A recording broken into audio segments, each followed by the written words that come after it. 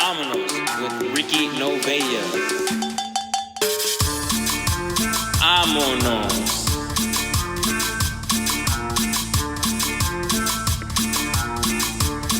Ricky Novella. Don't be a bun. Don't be a bun. Don't be a bun.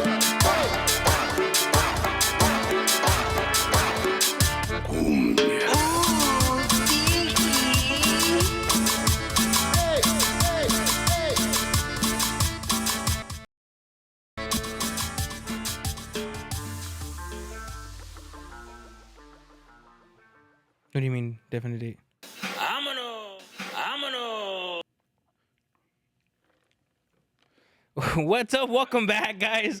It's been a minute. It's been a minute since we've done Amonos. It's been a good break. Trying to figure out these new things going on. There's a lot of things going on behind the scenes. What's up, Gil? How are you? What's up, Ricky? How you doing, man? Dude, I'm happy to be here. My comedy cup has been filled after our show yesterday. Yeah. And I'm excited, dude. And then we're I've doing never a heard podcast. that before. Comedy cup?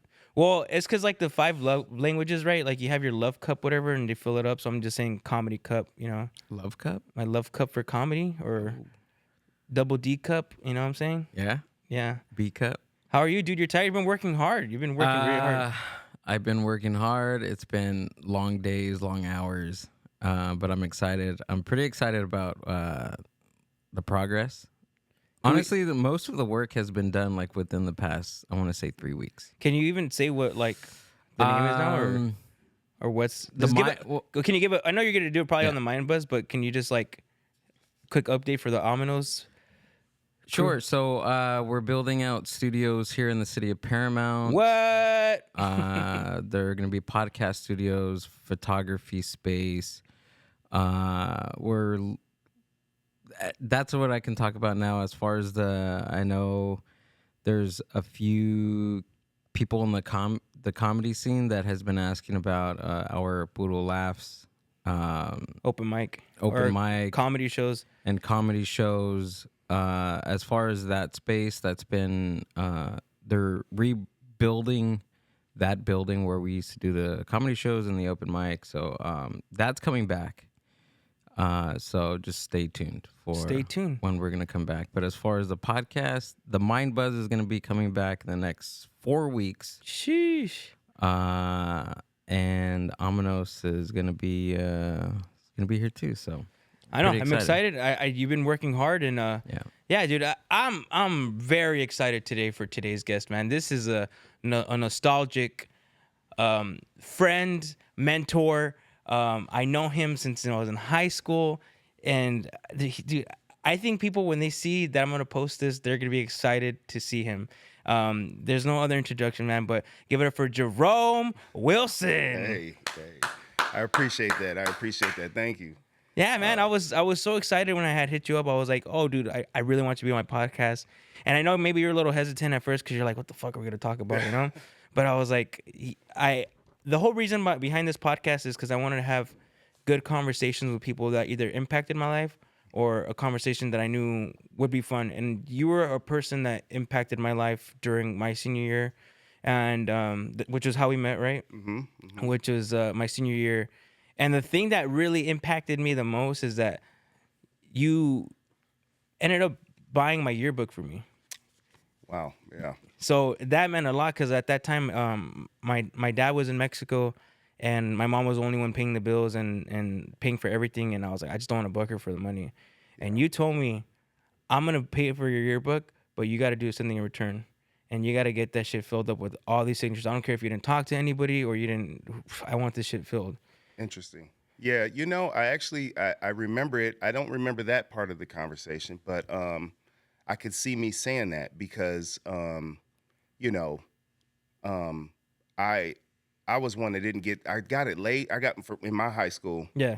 I got my yearbook late, and I didn't get. You know, I barely graduated, and I didn't even know if I was walking, so I didn't know if I was going to get a yearbook, and I didn't. At the end, I didn't get no signatures, or I barely had any.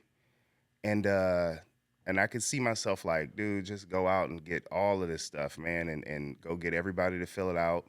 I actually got the idea of like, trying to like help a student, and we didn't make very much, but Yeah. Tony, who was a security guard, used to try to get 1 yearbook a year for somebody. Yeah, I remember that too. Yeah, because I remember he had talked to him and he's like, I know these things are expensive sometimes, but not people already has the money to buy it. And I remember that day clearly because I was like, oh damn, he's really gonna do it, and it meant a lot to me because I did get a bunch of signatures, and it's just the memories that I was like, wow, like you look back on it and you're like, damn, like I'm really happy that I got this. For sure. Actually, it's funny you say it because as you bring it up, it's coming back to me. In the West Quad, I can almost remember exactly where we're standing now.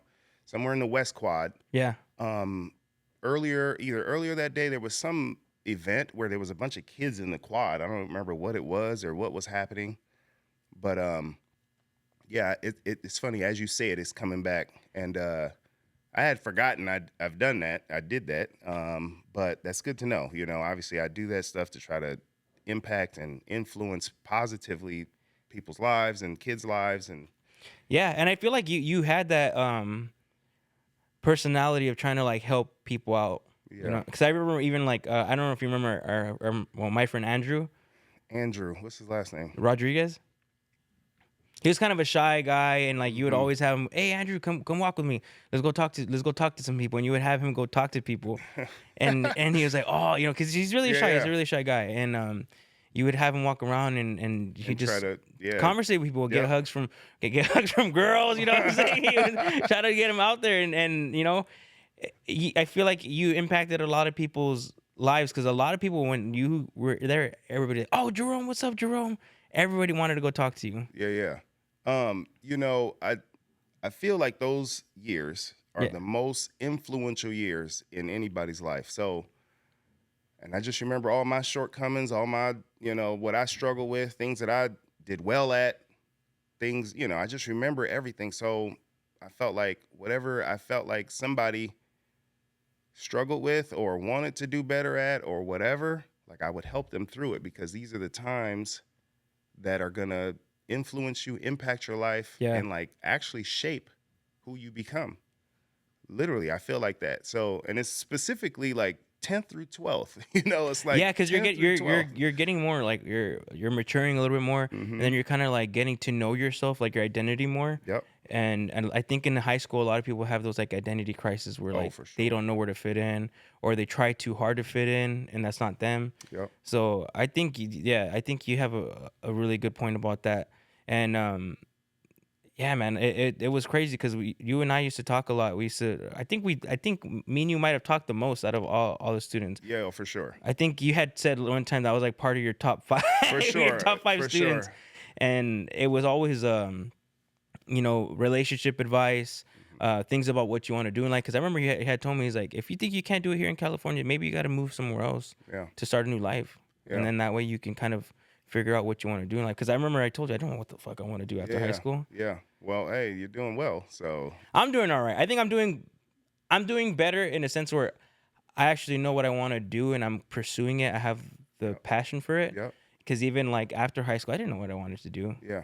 And a lot of people I think struggle with that, trying to figure out what they want to do, and then once they find that spark of like, oh, this is what I want to do, and you just go full in, then that's, Well, yes, but where the struggle is knowing what you want to do and being okay with going all in and pursuing it. That's where the challenge is, and I think that's the part that you have figured out. All of the rest of that stuff is going to come. So it's just about I'm going all in, and this is what I want to do. And that's I'd say 90% of people don't have that. Probably more than that. Nobody. That's what everyone's lacking when it comes to doing what they want to do and being successful at whatever it is they want to do. You know what you want to do. You enjoy doing it, and you're going all in. That's like the recipe to success. So,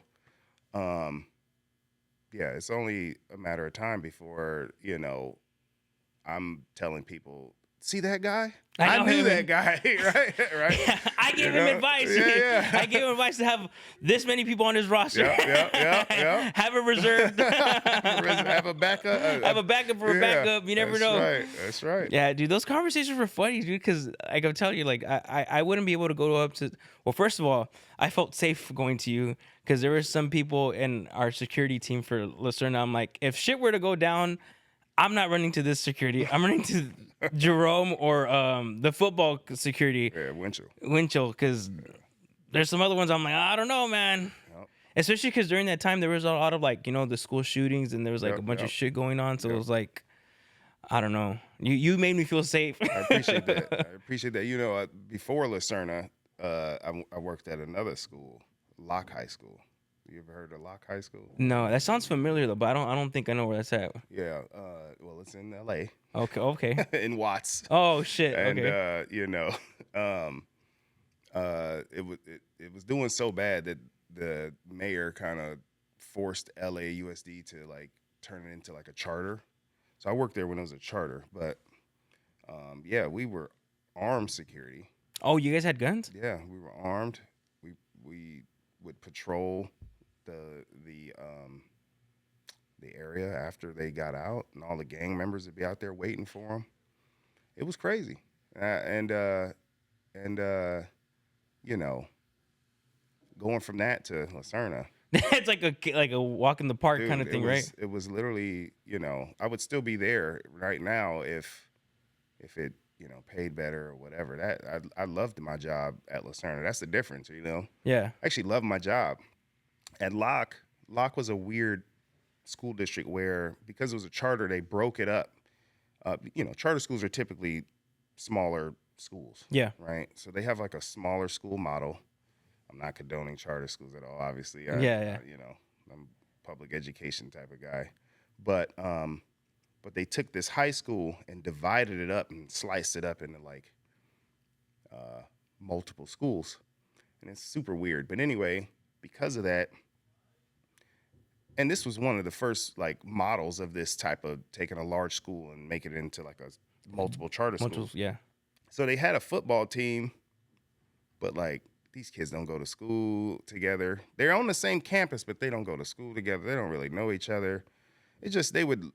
It was like a recipe to just always lose. Like they were just not gonna win because it was weird. It was weird. It was already like separated. It was like They're yeah. separated. They see each other on the football field, but they don't really know each other. And plus, that's a heavy gang environment. The school was divided up, Even not more intentionally, but it was divided up by race. Oh shit! So it's even worse. I don't think it was intentional. Yeah. But that's just where it is. Like they would take the building and slice it up. So hypothetically, this side of the building they would call Lock 1. This side of the building they would call Lock 3. And it just so happened that all the kids who lived in this community, and they happened to all be black, would all go to Lock 1 or whatever, or I might have them backwards. And then all the Latino, Hispanic kids would go to Lock 3 because they all live together, know each other. If there was an issue, you could transfer schools, even though it's in the same building. It's just like go from this side of the building to this side of the building. And it just so happened to be like, like all Latino, all Hispanic, all black. It was weird. But anyway, I went from that to one day saying, man, I want to be able to support a team. And like, I couldn't support a school because the school had multiple schools in it. Yeah. So much so that they wore different uniforms. They had different start and end times. They would eat lunch at a different time. It was odd. It didn't seem like that. Doesn't sound like a school. It sounds like kind of like It does. prison. Yeah, It sounds like a it jail. does as I'm explaining it. But yeah, going from that to Lucerna though, where now I could support a team. I can be like, the football this team. is our team, and I could wear a shirt that says Lucerna, and our team is whooping on your team, or hey Cal, like you guys suck, and I can get behind. Yeah, I can get behind something, and that's basically where like that passion and all that stuff comes from because And one more thing I do want to share on that. I remember right before I left Locke, right? So we wore full uniforms, full on belts, gun. Like I said, I was fully like you would think I was the sheriff or the Oh police, shit. Okay. right? Yeah. And I'll never forget there was this kid walking. I said, hey, those some nice shoes. And he was like, what? I said, those some nice, you got nice shoes on, man. Good job, nice shoes. And he was like, nah, don't talk to me. He's like, you the police. I said, I'm not the police, man. I Damn. said, we're here to protect you.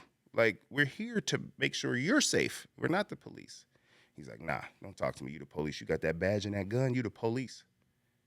And I was just like, man, here I am trying to, compliment this kid. Then now flip that, go to Lucerna about some months later, and people are like, Jerome, sign my yearbook. Sign my yearbook. That's why I had that passion for, like that I did, because, that's the environment, man.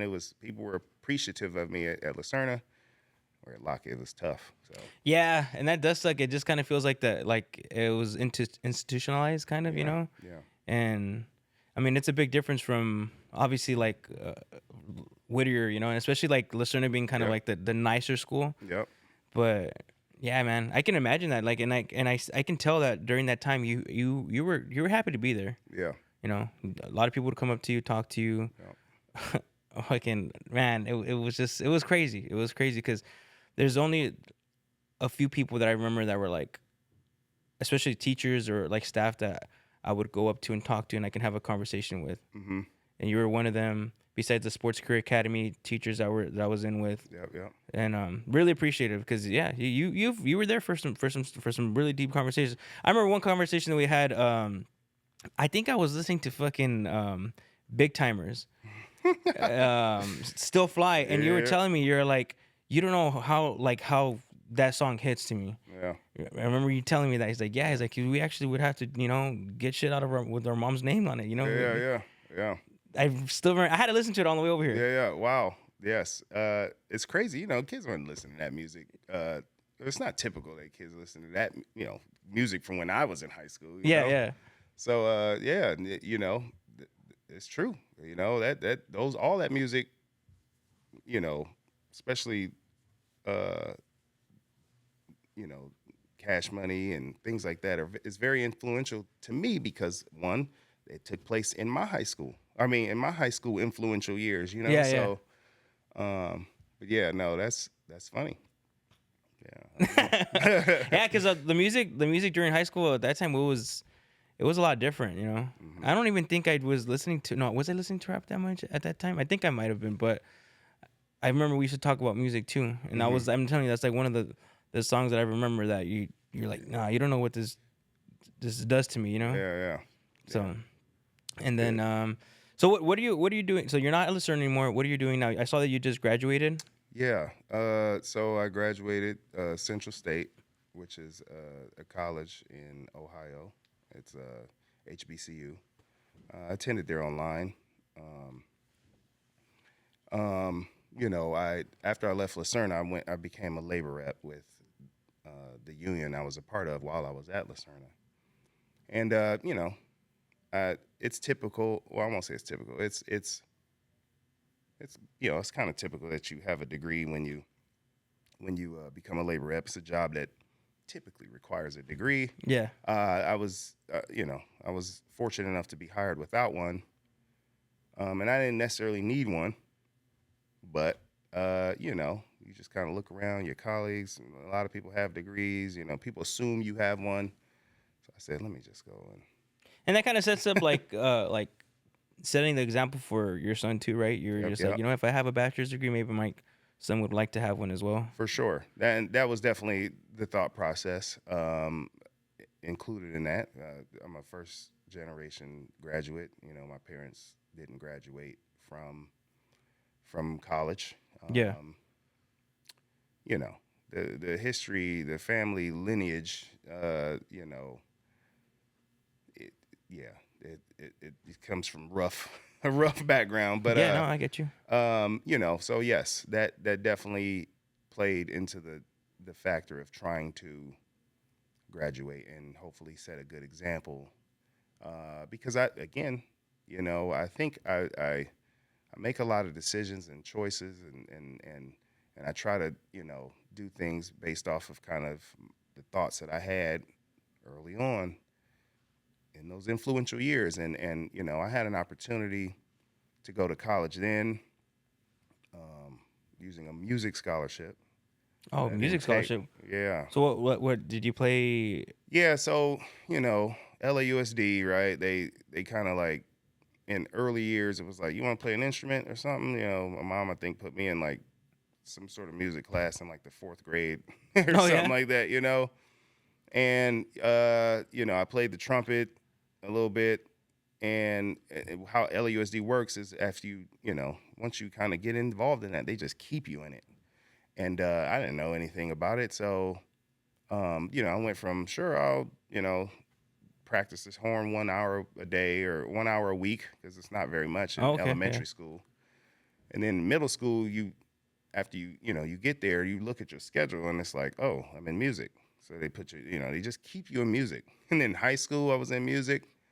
And I remember telling my mom, like, Mom, I want to play football, I went to Crenshaw. So Crenshaw had a lot of they were good. Yeah, they were everything. good. So, it was tough. But I could have played football, and I still regret that I didn't, because my mom wouldn't let me. But what would you want to play if you played football? It wouldn't have mattered, because I never played earlier. We was broke. I couldn't afford, Oh, okay. So you just wanted to be a part of it. I just wanted to be a part of it and play.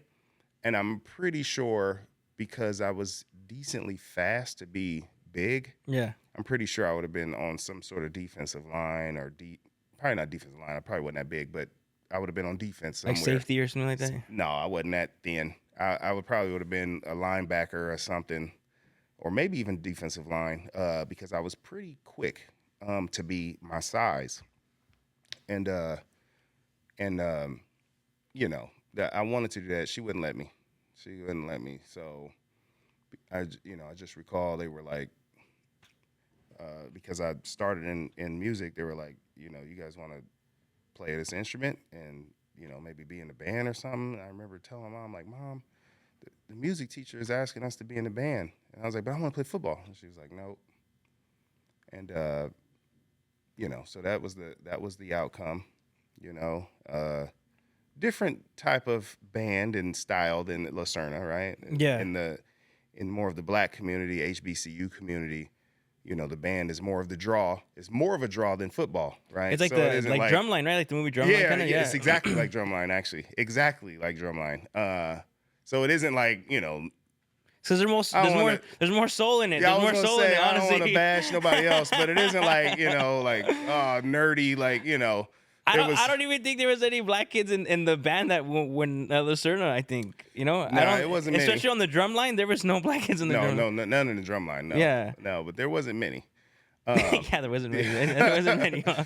Yeah. But, so because of that, and then what I've realized now is that the HBCUs it's not many of these styles. It's called a show style of a band, right? There's core style, which is what Lucerna uses. Show style is more, of the black type of marching, and there's not many of those, so it's easy to get a scholarship.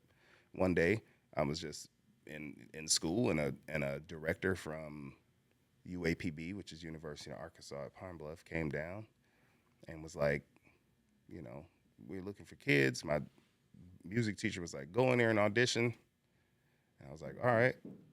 I didn't know half of my scales. I didn't know half of that stuff. But I played it and got a letter that said, we're going to cover your tuition fully. Oh, damn. Yeah, and I didn't take it, and just young and dumb, man. No accountability. Nobody was pushing me.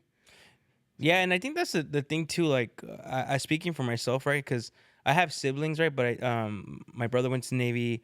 One of my sisters went to art school, and then the other one went to a trade school. So it wasn't really like guidance of like college stuff, Yeah. And even when I did try to do that, like I just kind of like, I still didn't know what I wanted to do, Yep. And it's kind of hard during that age to kind of be like, this is what I want to do, because I think things change a lot. Yeah. Especially during your younger years, like For sure. that. Like interests change, your mindset changes, your emotions, everything. You go through a weird roller coaster, and at the age I'm at now, I don't have any regrets of not like continue going to school. Mm-hmm. I feel like I'm doing what I want to do. I'm happy. Which I see other friends like one of my best friends just graduated from San Diego University. Yeah. And then you kind of think like, fuck, if I would have graduated, like maybe I would, fucking maybe get a good job or whatever. But I'm like, nah, I'm happy where I'm at. Yeah. Obviously, I want more. Yeah. But at the same time, it's just kind of like, nah, everybody has their own paths in doing Yep. life, and that's something that where I kind of like relate, where it's like, yeah, you didn't have the guidance, but look, you got your degree now. Yeah. You did it your way. Yeah. And it's something that you like, at least. Yeah. Debt free too. That's the best. Debt free, yeah, debt That's free, the yeah. best. Hell, those student loans are fucking crazy, man. Yeah. They don't tell you about all that shit when Yeah. you're in high school, you know. No, for sure they don't. And yeah, that's the way. I ain't gonna get into that. Let's get into it. Let's get into it. Oh, yeah. Capitalism and all that other stuff. But a lot of that. Yeah, I don't know, but yeah, you do have your own path. I will say for you though, comedy is a path that you don't need a degree, And I guess we are similar in that. I mean, I didn't need a degree because I'm already in my career, if you will, but if an opportunity comes where it's free or whatever, and you got a little time or whatever, I won't say free, but cheap, and you can do it debt free and piece together and take classes here or there, maybe you will do that. Yeah, I would definitely try to do something like if it was a cheaper route, it would help me, like, let's say like writing, maybe like I would even say like theater, just to get some like kind of like acting stuff and then kind of see what improvisation, because I took a class for comedy, and I drove all the way to fucking Temecula for 4 Sundays because it was cheap. It was like $150 for the class. Yeah. And some classes that are for comedy, they're like $500, and it's here out in LA. So I drove out all the way to Temecula for 4 Sundays to invest in myself and try to get better, try to get a better understanding of comedy. And but the cheaper route, yes, because it's like those debt, dude, and fuck, I'm already in debt. I don't want to be more in debt, man. That can eat you up alive after a while, Yeah, no, for sure. There's always cheaper routes, you just got to look for them, because there's always somebody who's money hungry, which drives up the price. So you just got to look for the non-money hungry,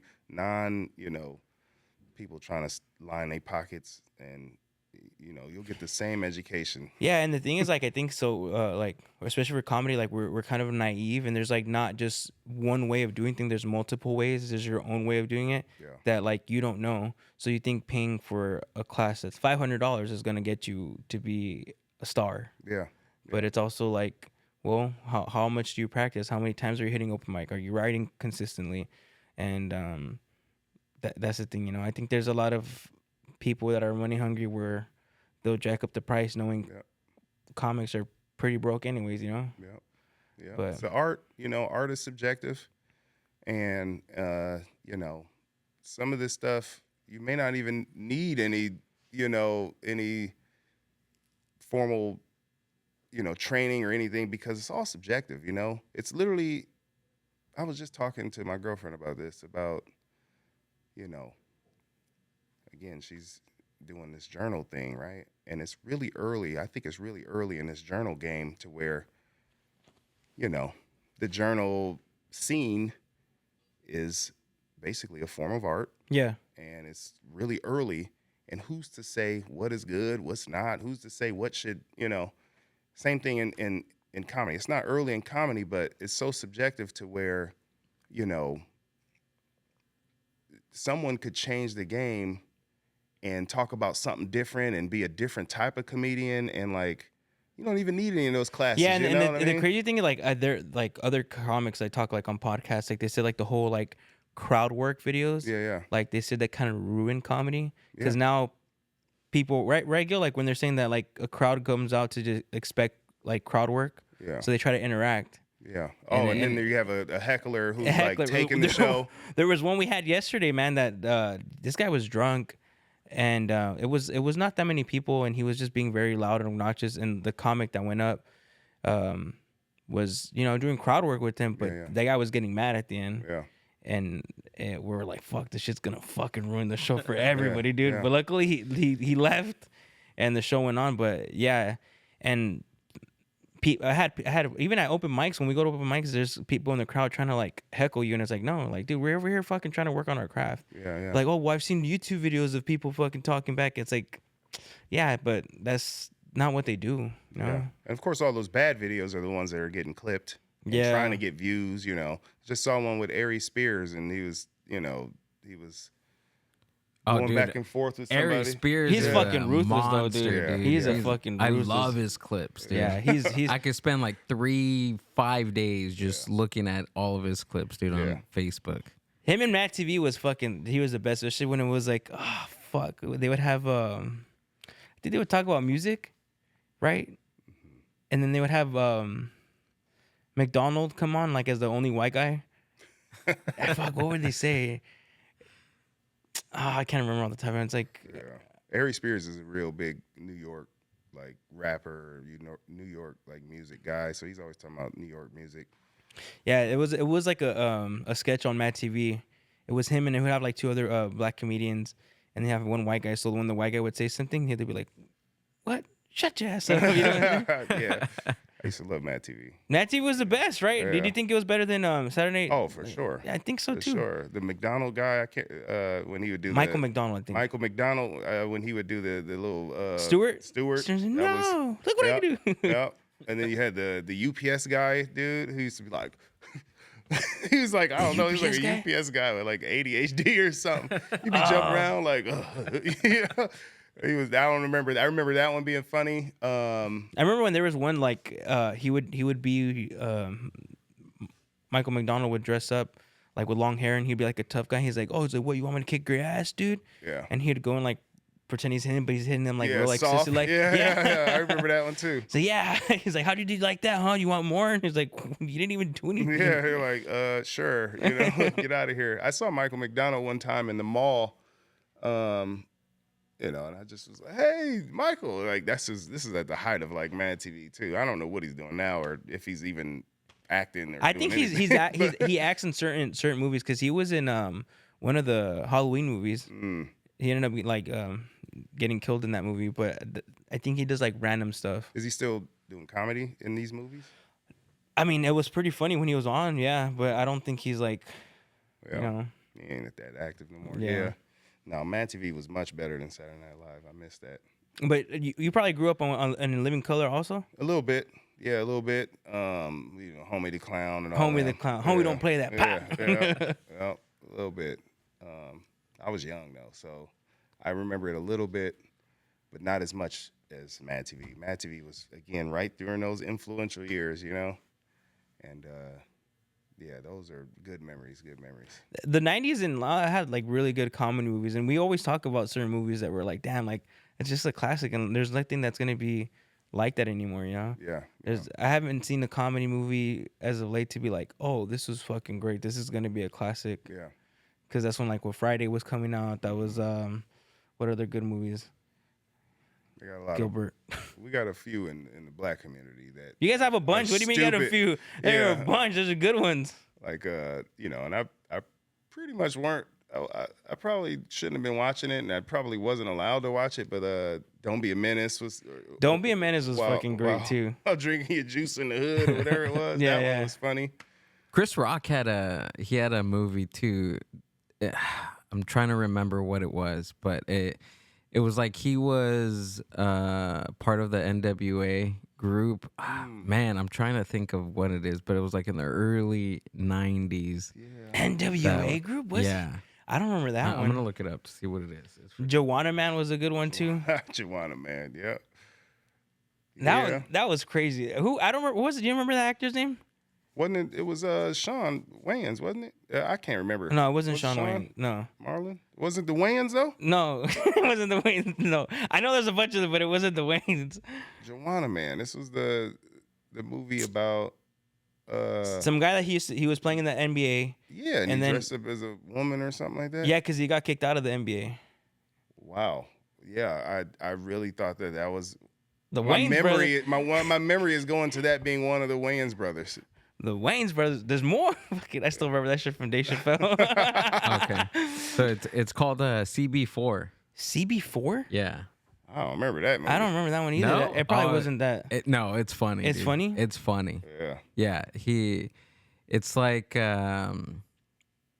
one of those spoof movies, kind of like Don't Be a Menace, but but it's with Chris Rock, and he does like most of his stand-up jokes, or some of his stand-up jokes back in the early '90s, like he does in the movie. You got to look it up. Yeah, I'm gonna try to watch it. Great, Probably dude. on Tubi or something. Tubi? Yeah.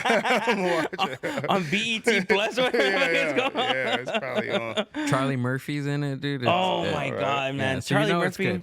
You know Charlie it's good. Murphy, man. Yeah. I wish. Charlie Murphy. Charlie Murphy. Yeah. If he didn't pass away, dude, I wish he was in more movies, dude. Because I think he might have been a little bit more funnier than Eddie Murphy, dude. At least our style, you know, comedy. Yeah. Because he was more rough, more rugged, you know. Yeah. But Yeah. look at Charlie Murphy. Dude, Dave Chappelle really launched his career. No, for real, dude. Sure. He helped him out a lot. And then fucking what's the other fool's name?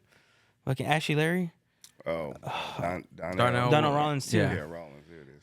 Yeah, fool, I don't know why he gets like a lot of backlash. He gets mad at a lot of comics though. You ever see those like clips of him? No. He was like going at it with another comic at a roast battle or some shit like that. At a roast battle. Yeah. It all started too when he was on Kill Tony. He was on Kill Tony back in the early days, and one of the open mic comics started roasting him, and he was getting all mad about it. Oh yeah, Yeah. I remember that. Yeah. I feel he probably feels he doesn't get the respect that he deserves. Oh, yeah. You know, he like lives 100%. in the shadow of like Dave Chappelle, Yeah. unfortunately.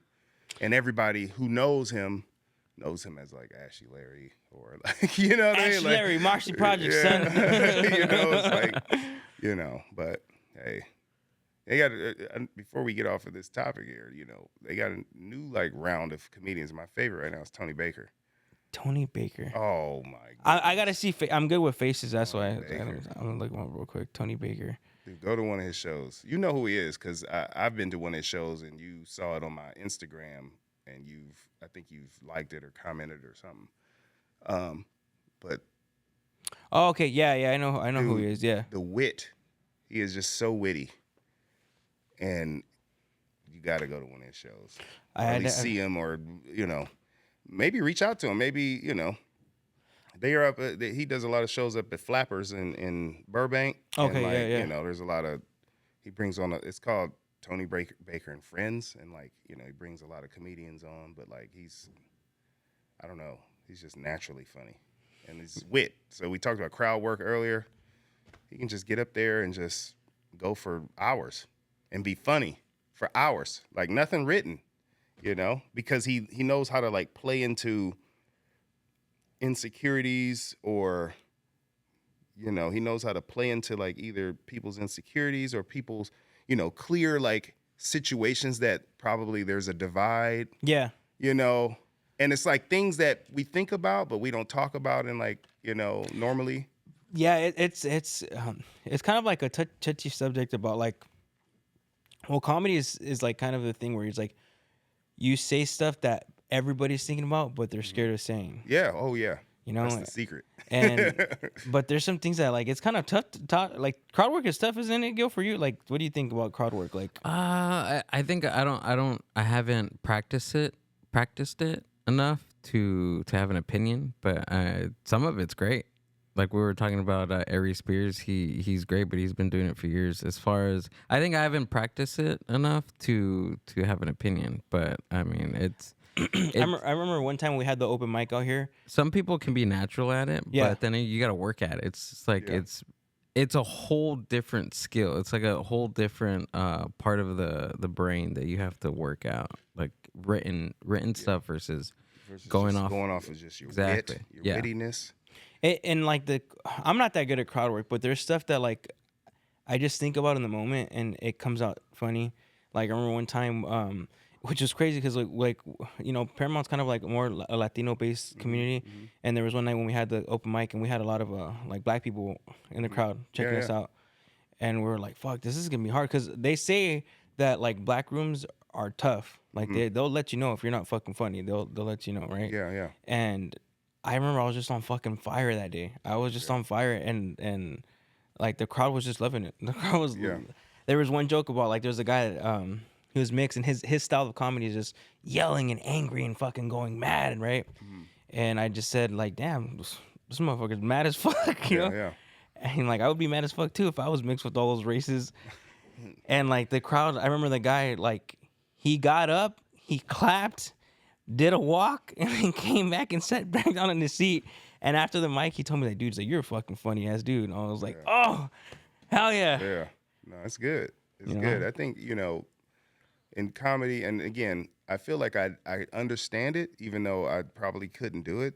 I feel like I could do it actually, but I understand it a little bit because, just what I know what I know to be funny, is usually typically what other people think are funny. But essentially, jokes need to kind of like come from like this place of like, people who are struggling, or like it needs to come from like struggle towards, perfect example of this, right? And again, I don't want to get into these politics, but like the Daily Show. Yeah. You know the Daily Show? Yeah. Daily Show is hilarious, right? Do you think so? I don't watch it that much. Well, I mean, but I you know see what the it is. little But clips, yeah, I see the right? little clips. Yes. If you watch these clips, they're funny. Yeah. Even if you don't agree with the politics, they're well-written jokes, and they're really, really good written jokes. Well, one day, I just thought, let me just, flip the channel on Fox and let me see, what is it, Grutchfield or whatever it is? I forget how you say it, but it's like, similar to the Daily Show. And I was listening to their written jokes. I'm like, these are the worst jokes. Like, I was embarrassed for the show. Like, these are not funny at all, right? And it's because, like, the Daily Show, and they're writing these jokes, they're writing them from, like, from people who are in needs, perspectives, and, like, like down here. And the jokes are going upwards to, like, the people who, are at the top, and the capitalists and all that other stuff. Whereas Grutchfield's jokes are writing it from like the people who are at the top and they're just downward, trying- and it's like that's not funny, and like so. There's something that Gil says that you don't ever want to punch down. Yeah, exactly. You want to punch up. Yeah. You don't ever punch down. So perfect. That's exactly it, right? So the black community, right? We're like, at the bottom of the bottom, like that's why I think it's tough, I won't say it's tough, but if your joke's starting in the middle and it's going downward, or like you have to understand and know down here to be able to go up, right? So I think that might be why, the black community is just difficult to make laugh, because of just, it's at the bottom already. No, there's a lot of funny ass black comedians, a lot of funny black comedians. That too, and I think the bar is just so high Yeah. too, because when you hang out with different people, other than your own culture, like it's like even like starting comedy as a Latino, right? Like you get just living in a Mexican household, you get roasted. Yep. Dude, you get roasted every single day of your life. And I was explaining to this, and let me give you an example. I was hanging out with my family the other day, and my cousin brings out like a stack of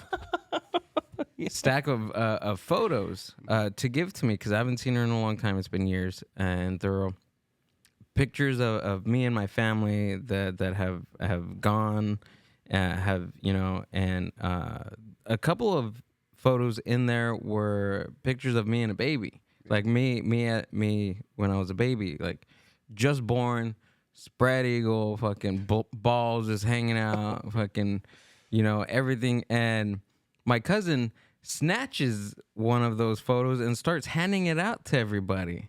And we're at a funeral. Yeah.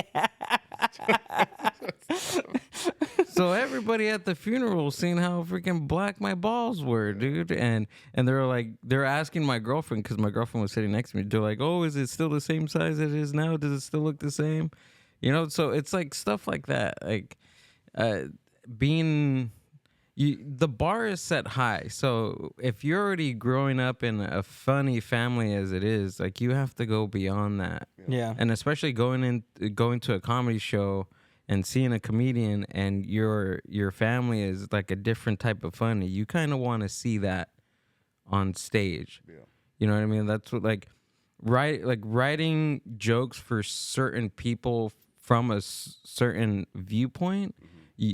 You kind of have to connect and be relatable to that. So I think like what Ricky was saying about black rooms being hard. I think it's because the culture is a little bit different.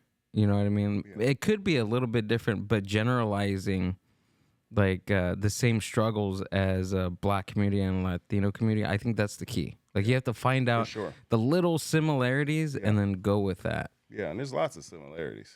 Yeah, there is a lot of similarities. It's just I don't know. I don't know why people say like there's I guess like what people try to say is like they're the same struggles, but people don't like see it that way. You know? Yeah. There's always that like separation of like the races and stuff. Yeah. But there is a lot of similar struggles, and I like seeing when like I don't know if you've seen it lately where it's like a lot of black people like Spanish music now, like they're getting dressed up with cowboy boots and like the tejana and all that stuff, and they're dancing and they're making videos on TikTok and like they're starting to sing now. I like seeing that. Yeah. I like when you can see both different cultures like, you know, appreciate one another's culture. Yeah. I wish there was a little bit more of that instead of like, you know, Me too. separating. Me stuff. too. I really wish it was as well. One thing I noticed is that Whittier and the communities in this area are a little different than LA. Like in LA, like blacks and Mexicans don't get along too much. Yeah. You know, I don't know if it's the same. And I didn't feel like it was the same when I was working in Whittier, and you know, and I think that comes from obviously, you know, the gangs over there in LA, the F-13s and the black gangs and all this. But it's unfortunate, you know. It's just unfortunate. Yeah, we have 'cause- similar struggles. Yeah, no, and like, this is gonna sound fucking weird. Like, imagine like if we were able to just all like get along, Yeah.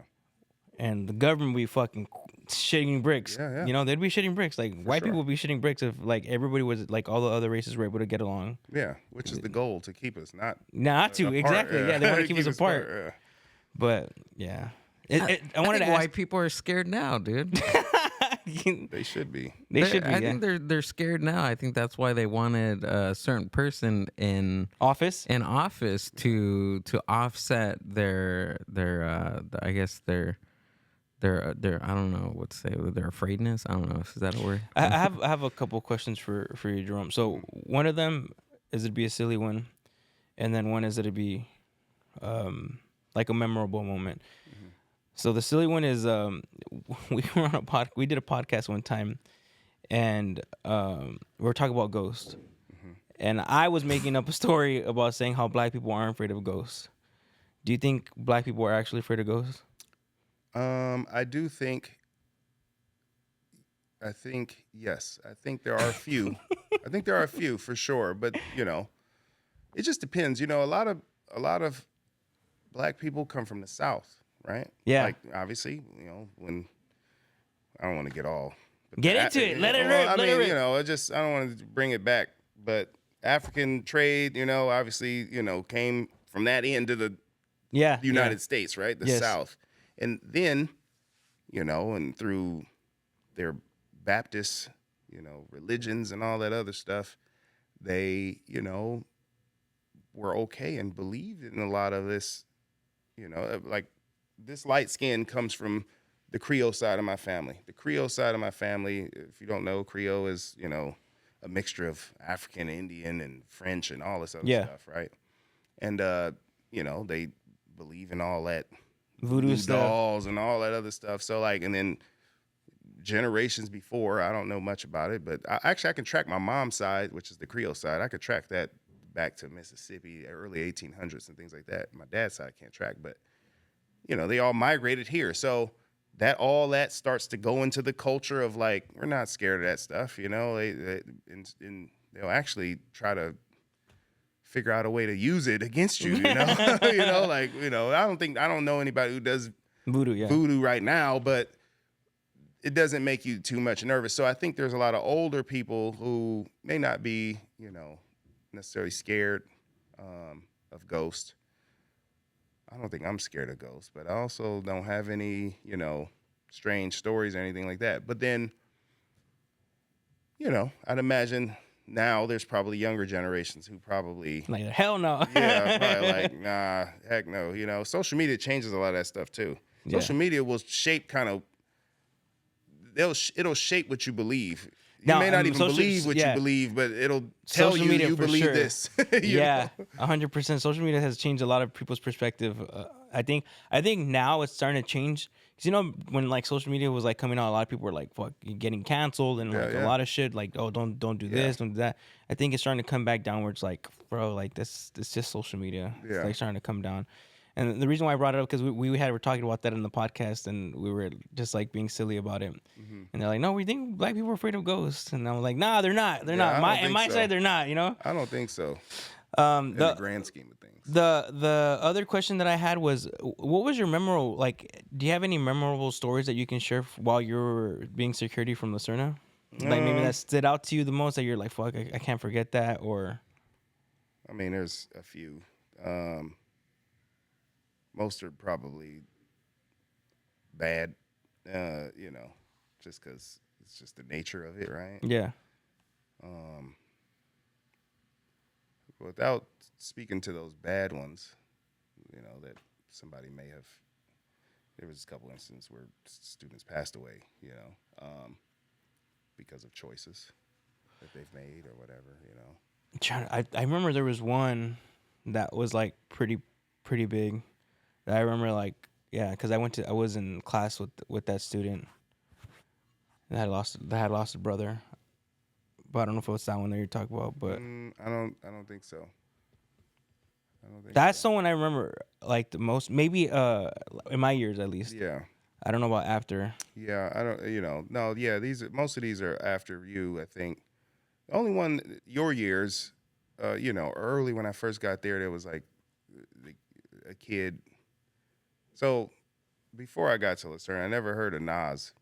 Black people don't do Nas, right? Like I never heard of that. Thing. It's not a black people thing. I was like, what the heck is Nas? I thought that was the dumb. I'm like, you kids are dumb. That's dumb.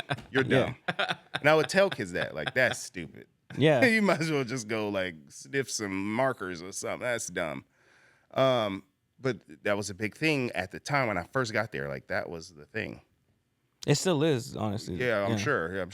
Again, it was new to you, I guess. But there was a kid who was doing the Nas on the roof.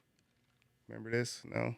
Bro, I don't think I know this story. Okay, yeah, obviously it wasn't at the school. Yeah, but, he went home and we would, he went home, he did some Nas on the roof and like fell off the roof and like passed out and fell off the roof. And now he was like paralyzed from the waist down. Oh shit! No, I don't know. I did not know this story. Yeah, that's crazy. Maybe people were talking about it, right? Yeah. But I just fucking was not. Yeah, I had just got there, got around. I didn't really know the kid, but that sucks. Years later, I think he had like a sister that went there.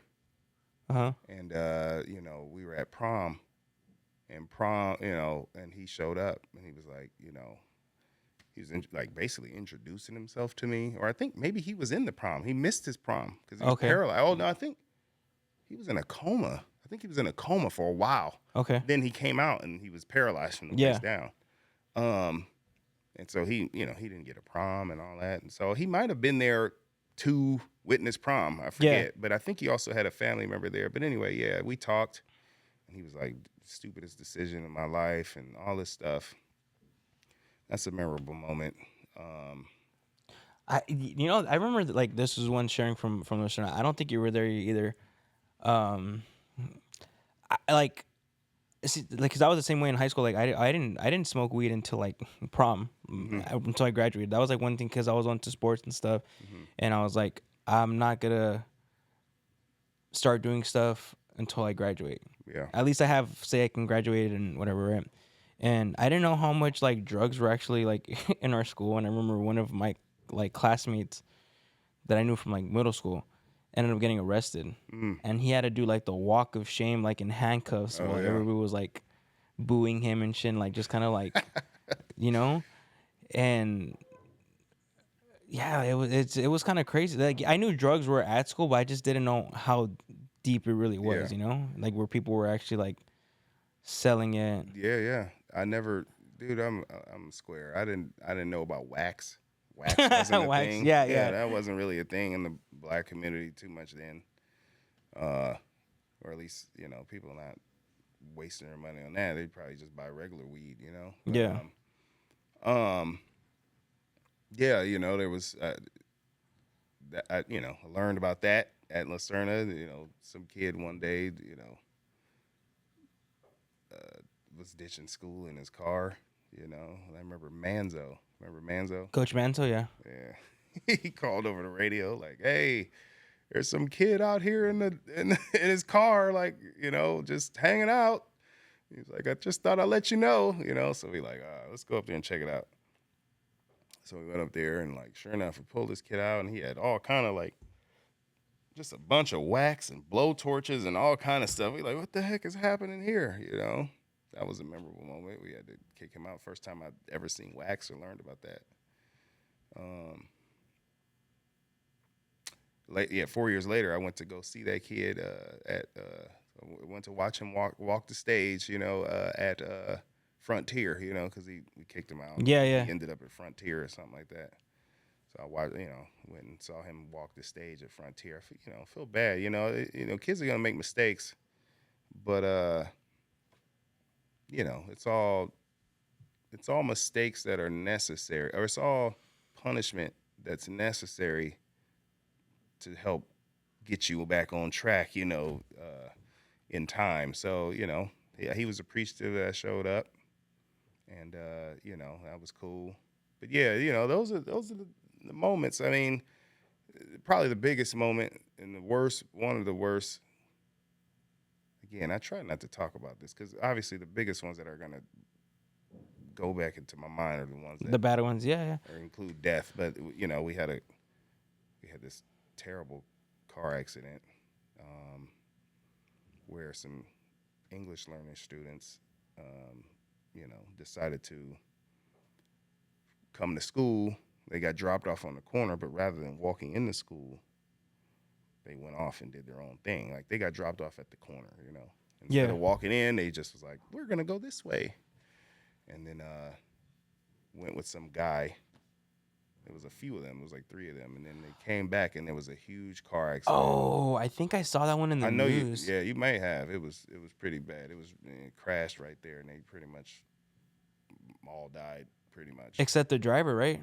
I The think driver, the driver, the guy, he was drunk as I don't know what. He lived.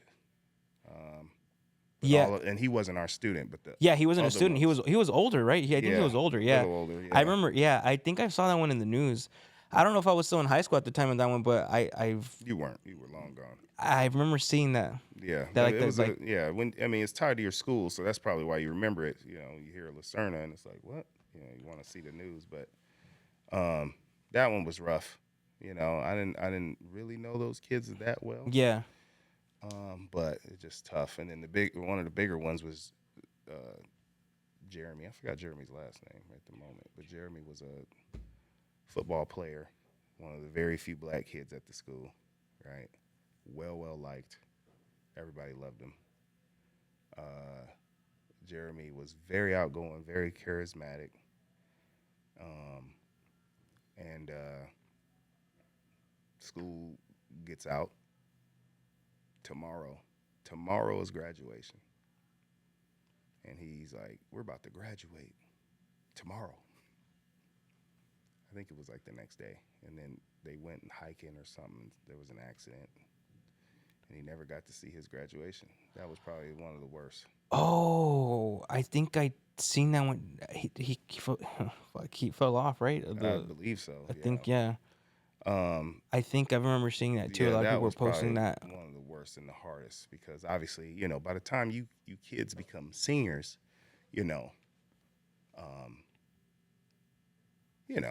when I met you, you were already, developed and you're a senior, right? So Yeah. you're already pretty much mature. But when people come in the ninth grade, they're just immature, dumb. They don't know nothing. Yeah. Like they think you're picking on them and you're like, they think you're bullying them. And then when they become seniors, it's like, now they appreciate, now they get it. They understand. They understood and why you were doing they that. understand why you were, why you like, get to class and give me that hat, and why you're taking their, dress coding them or whatever it is, right? Giving them detentions and all that. Now they get it. And now they're not really tripping. So, and also you're mature, you're likable, people have more time to know you. So that was kind of how it was with Jeremy. Like everybody knew him at this point. And not to mention, you're probably one of 20 black kids on the campus, which also come with its own popularity. And yeah, it's just tough. Yeah, I think I remember hearing that, and I don't know. I totally get what you're saying about like being like from freshmen and like I didn't really have teachers kind of like telling me what to do in that sense. Just because like if I would have fucking came back home and my mom like found out that I was being a dickhead to a teacher, I would have got my ass whooped. You know what I mean? Yeah. So I was always scared to like I would misbehave, right, but never to the point where like I'd get like sent home or letters would get sent home. You know, and I think a lot of teachers did kind of like me. You know? Yeah. But Of course they did. But I can see why, like, the maturity and being like appreciative. Like I said, I was really appreciative of you when I met you in my senior year because, the conversations that we'd have, he would always try to tell me like, dude, just go talk to people, go talk to women. Like, you should be, And I remember you were telling me you were kind of that I was kind of like, I don't know if I was heartbroken over somebody or something was going on. I knew something was going on. I don't remember what it was. Yeah. And I remember you telling me, just go out there, just fucking go shoot your shot, go do this, go do that. And yeah, man, it was crazy, especially how many years now, and how we are now, and it's just crazy. It is a crazy fucking. Time goes by really fast. Way strong. Keep that pimp hand way strong. I don't remember how that started, but we used to always say, keep it strong. Keep it strong. You gotta do like keep it way strong. I think I wrote that in your yearbook or something like that. Yeah, you did. Keep it. Just remember, keep it way strong. Keep it way strong. Yeah. I feel like, and I don't know if you want to talk about this, but I know you probably legitimately don't remember, but I feel like you were going through a breakup, and that's how it came about. Like, hey, just don't how you get past this. I don't think it was a breakup. I think it was I wanted to date somebody and then they ended up not wanting to date me. Okay. And then I was like, fuck, dude, like what the fuck? Why not? Like why? Like is there something wrong with me? And I think that's what you were trying to help me build back up. Like, nah, dude, like it's just they didn't want you. That's it. Yeah, like, just go. The best distraction, man. It's probably. I mean, this is. I don't care what nobody says. This is good advice, but people, it probably won't be received well. But the best distraction, the best way to move past that stuff is just go out and do you and keep it way strong. Honestly, and it's true because like after high school, like right, like my last, I've been single for 6 years, but my last relationship, right, I remember I went through a bunch of fucking phases. Was like I was sad, and then I would fucking after like just. I would go around. I was like, whoever wants it was gonna fucking get it. You know what I'm saying? I had my first like one night stand and all that shit. Right? It was crazy, dude. It was a crazy time. And then you kind of start thinking like, nah, like I shouldn't be doing this anymore. Like, let's just kind of like slow it down a little bit. Let's focus on yourself and maybe you can meet somebody that's like willing to date. Yeah. And then working on myself and fucking comedy popping up. And then you do meet people where you're like, this is kind of like, nah, I'm not feeling this, Yeah. I'm not feeling this kind of thing. I'm not feeling this person. I don't think this person's worth my time. I don't think I'm worth their time. So then you kind of just stop dating and then you just do you, Yeah, I'd imagine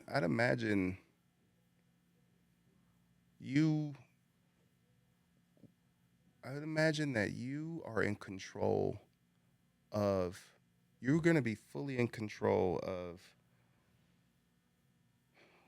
like the relationship in terms of like, if you want it to happen, you can have it happen. If you don't, then it won't, because of the dynamic of comedy and the dynamic of like always being vulnerable. Like, the way you're okay with like making yourself vulnerable and you're okay with embarrassment Yeah. You're okay with like, you know, you're comfortable with yourself.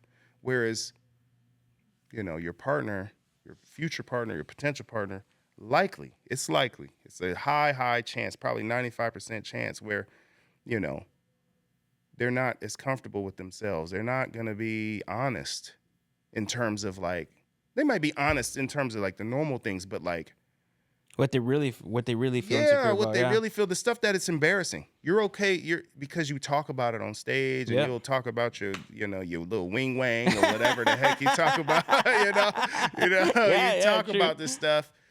You're okay and comfortable. So because of that, you're going to be looking probably for someone who's just as comfortable, just as open with you.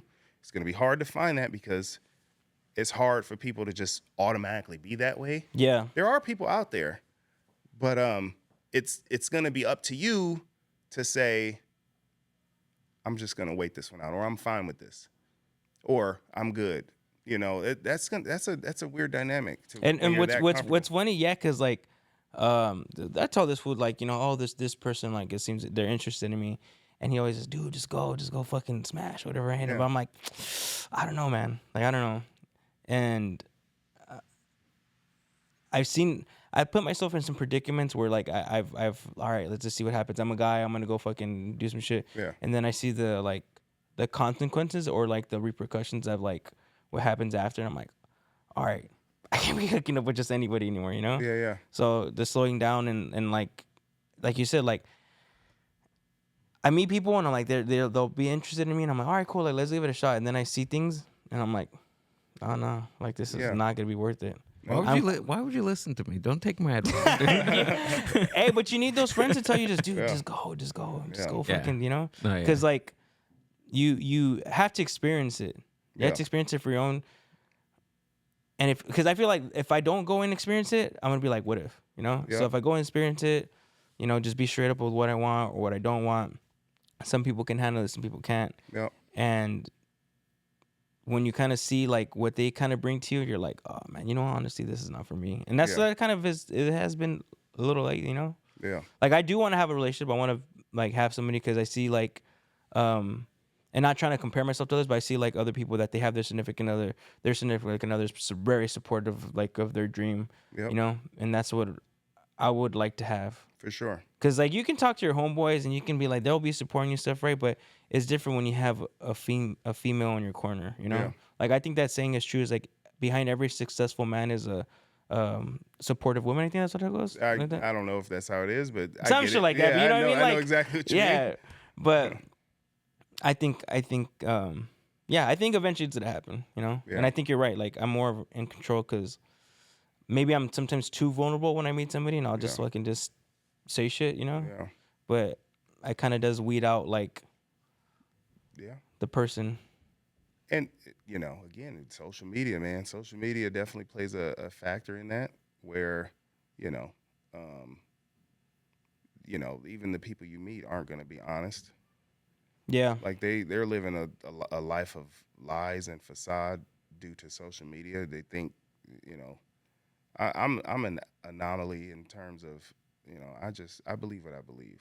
Like, Yeah. Like nobody's, I mean, you can convince me, but it needs to be like honest and it needs to be supportive, like stuff around it. I'm not going to just see a social media post and think a certain way. Whereas a lot of People that are like, oh no, people it's now, social media. It's true, you know. Like you gotta fucking they're posting it. It's real, you know. yeah, I'm the type of person that like also is just kind of like, do you, if you're not hurting anybody, you know, if you're having fun, like just do you. Like that's how I am. Like I'm gonna keep doing what I want to do. mm-hmm. I'm not as long as I'm not hurting anybody, lying to anybody.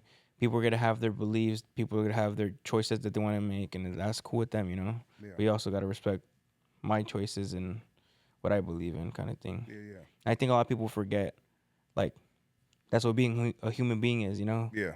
Is being able to accept people for their choices and their beliefs and just respect them. Yeah. Not then just, you know, don't have them be a part of your life. Yep. But yeah, we're getting to that hour. Jerome, it was a real pleasure of having you. It was really great seeing you, man. It was a lot of nostalgia right there. Is there any a positive message that you would want to share with people that what you believe in, maybe? Shoot, I got a lot of positive messages. Shoot, the first thing that comes to mind now is educate yourself. And what I mean by that is, like, you know, just the positive message is just go out and educate yourself. Like, again, it plays into this factor of people just see something and they just believe it. Yeah. You know, and that annoys the heck out of me. Like, go research something, go look into it, you know, and obviously this is on the heels of just kind of our country at the moment. That's what I mean by educate yourself. Don't mean you got to go to college or whatever. Educate yourself in, like, the truth. 100%. You know, no, I think that's on a very lot true. of things, you know.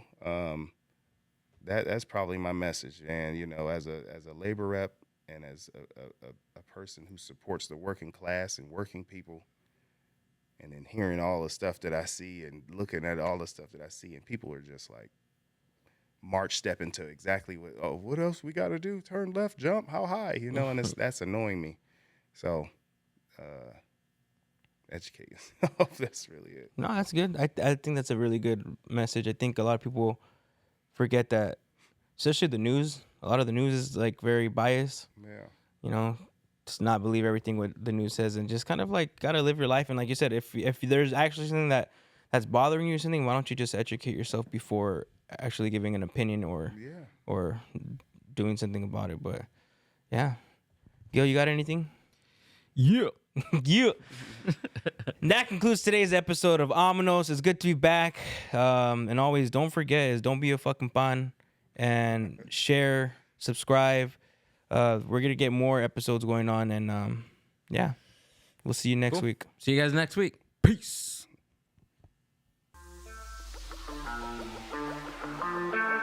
Thank you.